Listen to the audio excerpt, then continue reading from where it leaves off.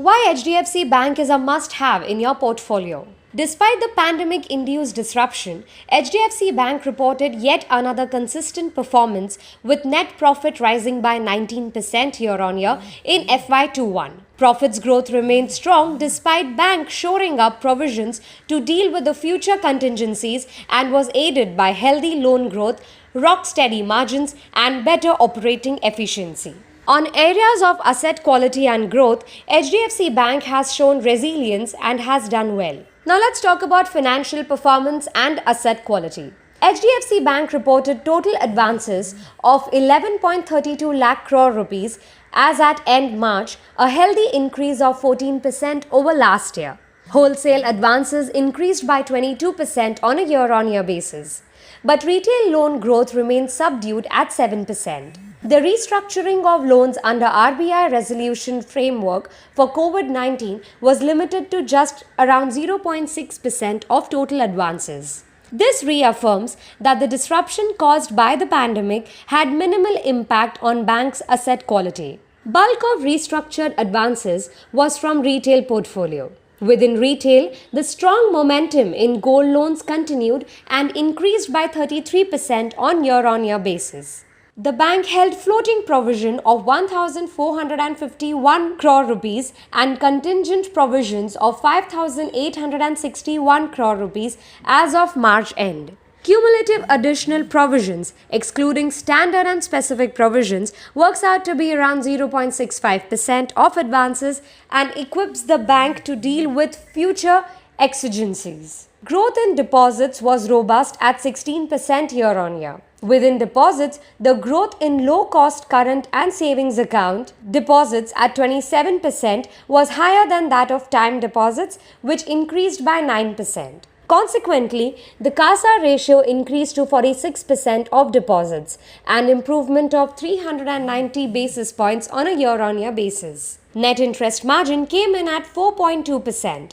This was despite the bank maintaining a high liquidity coverage ratio of 138%, well above the regulatory requirement, which adversely impacted the margins. Core fee income rebounded and grew by 20% year-on-year in Q4 FY21 but was almost flat for full year FY21. Reported GNPA was lower at 1.32% at end March 2021. As a matter of fact, the bank's total provisions coverage stood at 153% of NPAs. So what's behind HDFC Bank's success? The key to success for the bank has been proverbial 90% rule. Borrow cheap and underwrite well plus a significant reduction in operating costs and differentiated growth strategy. The bank's strategy stands completely different compared to the industry, wherein peers are chasing retail assets and have stepped aside from corporate lending after going through bad corporate asset quality cycle. HDFC Bank's loan growth, on the other hand, is driven by corporate lending. Digitization has led to reduction in operating costs. HDFC Bank's cost-to-income ratio has improved from 44.6% in FY15 to 36.3% in FY21. Now, this improvement came despite the addition of over 1,500 branches and 40,000 employees between FY15 to 21. The bank processes over 48% of the total merchant transactions in the country. Along with digital initiatives, focus on low-cost distribution network of common service center in rural and semi-urban areas will help in controlling growth in operating expenses. Trouble with digital outages.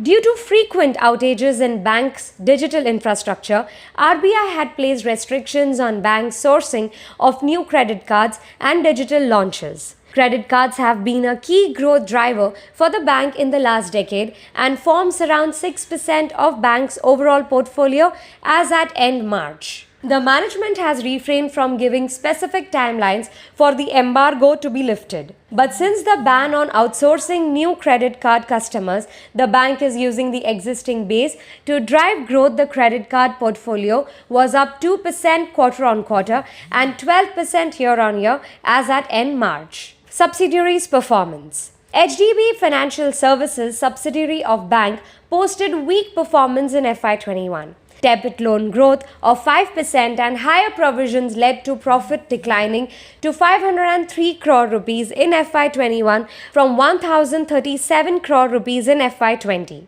GNPA stood at 3.9% as of end March. HDFC Securities reported a very strong set of numbers with profit rising by 83% in FY21 on buoyant capital market activities. Valuation.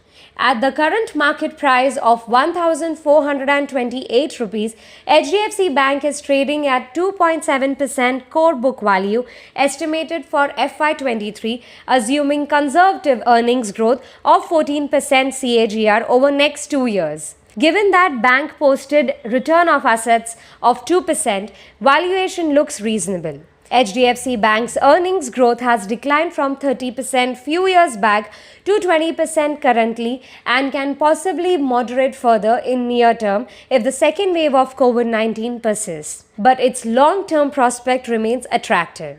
HDFC Bank is a must-buy stock given its stellar performance amid the severe economic crisis and should form part of every investor's core portfolio.